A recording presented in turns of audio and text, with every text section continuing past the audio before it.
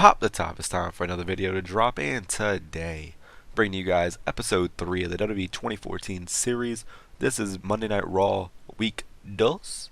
So let's go ahead and jump on in this thing, shall we? So we have John Cena making his way down to the ring to open up Monday Night Raw. He grabs a microphone and talks about how last week the Wyatts stuck their nose in some business that they did not need to stick their nose into. He talks about how he was beaten down by the Wyatts and how he is tired of seeing these guys randomly just coming out and attacking people from behind. They're just a watered down version of the Shield. And right as he says that, the Wyatts hit, and the Wyatts are now in the ring. Cena backs up, Bray tells his men to hold back, and Daniel Bryan looks like he's ready to just go off right there, then and there. John looks right in Daniel's eyes and with the microphone in hand goes, "Why are you with them? You're stronger than that. The guy I faced at SummerSlam 2013 is not the guy that I'm looking at right now. You changed." And then Bray steps right in front of Daniel, getting in front of Cena's eyesight, and goes, "He didn't change.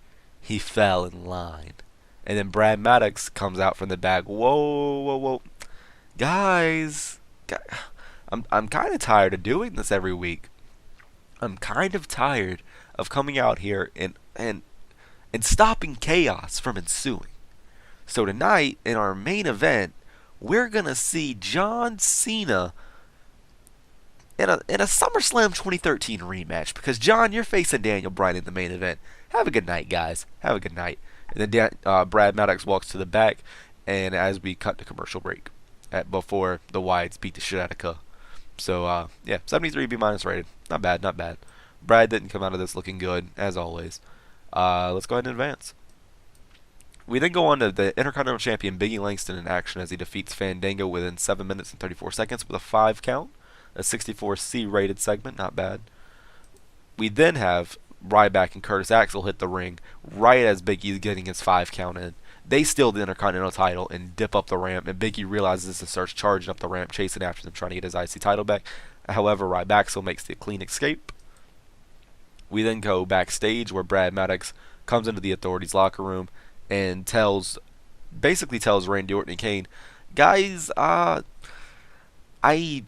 don't want to give you guys the night off because I kind of think that you two should get some redemption, some redemption on the Wyatts.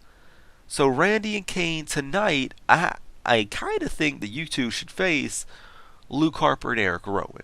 Now, boss, please, Hunter, tell me, is that a good idea?" And then Triple H is like, he looks at Orton nods, and Triple H says, "That's a damn good idea. You're doing good. You're doing good." That got a 75 B- rated, not bad. We then go on to Antonio Cesaro taking on Cody Rhodes, one half of the tag team champions, taking on apparently the tag team championship #1 contenders. And Antonio Cesaro does get the win in 9 minutes and 48 seconds with the neutralizer, as we did have Zeb Coulter distract Cody Rhodes. Zeb Coulter did distract Cody Rhodes in this match. Jesus, I can't speak today. But that's, a normal thing. Cody Rhodes had an in-ring performance of 71, while Cesaro had an in-ring performance of 65. And this got a 66C+ rated match. Not bad. After the match, Cody Rhodes and Goldust grab a microphone as Zeb Coulter, Antonio Cesaro, and Jack Swagger are walking up the ramp. Cody Rhodes says, "Whoa, whoa, whoa, whoa, whoa, whoa, whoa. You know what? As much as it hurts me to say this, tonight, Cesaro, you were the better man. But at the Royal Rumble, me and Goldust, me and my brother here, we're giving you two a title shot for these." And he holds up the tag team championships. "And I can guarantee that you two will not be the better man at the Royal Rumble. So what do you say? Do you accept?" And Zeb Coulter just smiles and nods on the ramp. So now we know, at the Royal Rumble, it will be Cody Rhodes and Goldust taking on Antonio Cesaro and Jack Swagger for the World Tag Team Championships. And it's got a 66C+ rated match, or segment. Not bad, not bad. We then go to the debut of Leo Kruger. On SmackDown, you saw a vignette for Leo Kruger. This man comes out, he looks crazy. He looks absolutely insane. And him and Kofi Kingston go and have a match, and in 50 minutes, Jesus, in 5 minutes and 44 seconds, Leo Kruger wins the match as he beats up Kofi Kingston so badly the referee had to stop the match. Kofi gets basically dropped with a big boot, And then after that, the knees just start flying down on his head. So many knees to the head that the referee has to come in and stop Leo from attacking him and call for the bell. Got a 59C for Leo's debut. Not bad. Not bad at all. They have chemistry as well, so that's good. Now at the top of the hour, we have CM Punk come down to the ring, and he calls out Brad Maddox. He doesn't care about the Shield right now. He calls Brad Maddox out because he needs Brad to make him a match. Brad comes out and says, hello, Punk. What do you need me for?" And Punk basically goes, "I'll make you a deal. Since you don't want to give me my match, I'll make you a deal. Tonight, right now actually, if I can beat the one man in the Shield that I've not yet beaten, next week on Monday Night Raw, you give me Dean Ambrose in a steel cage for the United States Championship."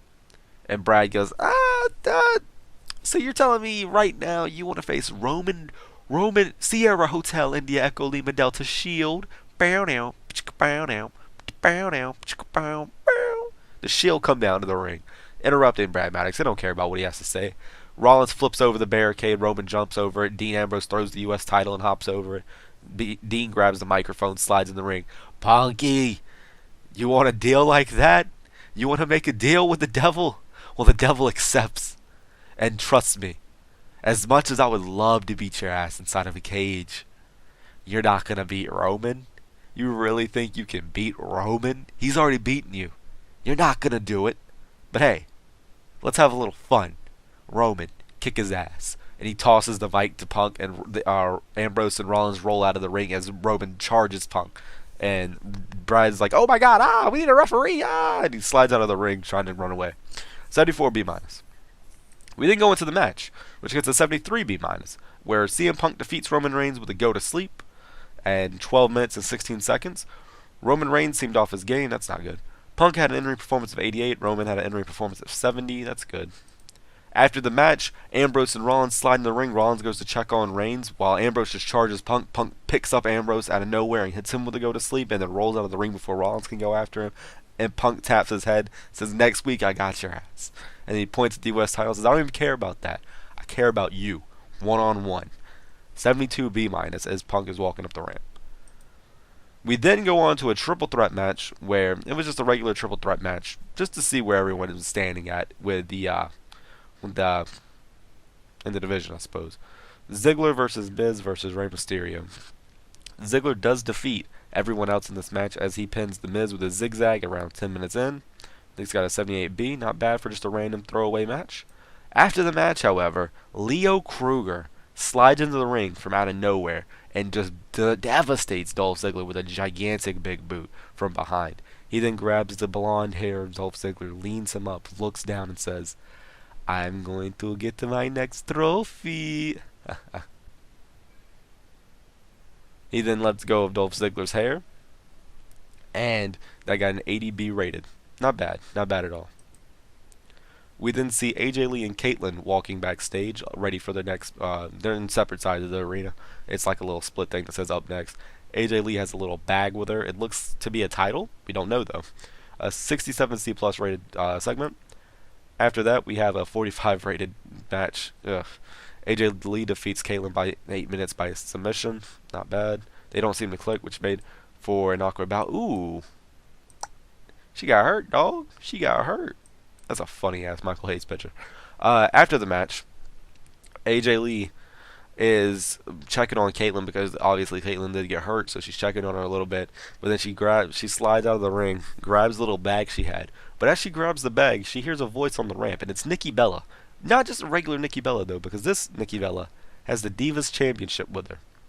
And she has it on her shoulder. It says, "AJ, were you forgetting something last week?" And AJ smiles as she gets back in the ring holding the bag she brought out. It says, "Not at all, actually, Nikki. Because while you may care about being a diva, I'm a woman." And as she says that, she pulls out from the bag the old women's championship. The same women's championship Trish Stratus held. The same women's championship Alita held. The same women's championship that Victoria held. She's holding that title high in the air. It says, "This is our title now. Not that ugly butterfly. This is our championship. And if you want to claim to be a total diva, you can keep that. Because this is our prize. That is your disgrace. And as she says that, she drops the microphone, and Nikki Bella pretty much flabbergasted about what just happened, as the women's championship has been brought back. A 64 C-rated segment, not bad. We then go on to the top of the hour, where Big Show comes out, and he basically makes a formal challenge to Brock Lesnar, and says that next week I want to know, because I know your ass isn't here this week. You don't come every week like I do. So next week, I want you here. I want you to tell me if you accept this challenge to face me at the Royal Rumble in 2 weeks. Because if you do, I'm going to knock your ass right out. And then after that, he basically just goes on to talk bad about Brock Lesnar for a little bit more, and then leaves. 81B, not bad at all, Big Show. I see you, dog. We then have Alberto Del Rio face Justin Gabriel. Well, Del Rio beats Gabriel with a cross arm breaker in 8 minutes. 73B minus, not bad. Just something for Del Rio. Del Rio then goes on to cut a promo. Once again, just a quick little thing saying that I am going to win the Rumble. And watch this. He drops the microphone, grabs Gabriel, tosses him right over the top rope, and then grabs the mic and says, now I only have to do that to 28 more men to win that match. And that's exactly what I'm going to do for a second time in my career. 72B minus, not bad. We then go on to the co-main event of the night. Randy Orton and Kane taking on the Wyatt family. And the Wyatt family, shockingly enough, defeats Randy Orton and Kane when Luke Harper pins Kane after a running big boot. We have a 69C+. Let's see. The performance of Randy Orton stood out as being good. Kane is 75 in ring. Orton 88. Rowan 49. Harper 58. Not bad. Rowan and Harper defeat Randy Orton and Kane, the WWE World Heavyweight Champion, and Kane. 69C+, though. Not bad. After this, Randy Orton and Kane are just flabbergasted a little bit, and they try to scurry out of the ring real quick. Orton grabbing the title, and basically him and Kane walking out. Kane protecting Orton as they try to get past the Wyatts. Bray then turns to Daniel Bryan and says, my brother, get in the ring. Your time is now. His time is up. And Daniel nods, slides into the ring, and now the main event is up next. I got a 77B. We then have Daniel Bryan take on John Cena, where Daniel Bryan in 14 minutes and 42 seconds beats John Cena. And I'm going to assume it was the running name that he hit him with. Same thing as SummerSlam. Bryan with an 86 in performance, Cena with a 91, not bad. 82B, not bad at all. After the match, we do the one thing again like we did last week, where Bryan picks up, instead of picking up Bray, he picks up Cena, tosses Cena right into Bray. Bray hits Sister Abigail. And then they obviously do their little group pose once again. And Bray just screams out, follow the Buzzards. And that's the end of Raw. With a 75B minus, once again, for the third show in a row, the Wyatt family stand tall over the WWE. Who is going to be able to stop the Wyatts? Who is going to be able to stop the destruction and the chaos? Going to be a little difficult. This got a 72B minus. The general feeling is that WWE doesn't have enough interesting storylines going on. Once again, show increased our popularity in 16 regions, show lost its popularity in 18 regions. Not a good show. Not a good show in terms of ratings. But nonetheless, if you guys enjoyed, leave a like. If you're new, subscribe, because you know we got that daily content with this series. And above all else, take it easy, guys.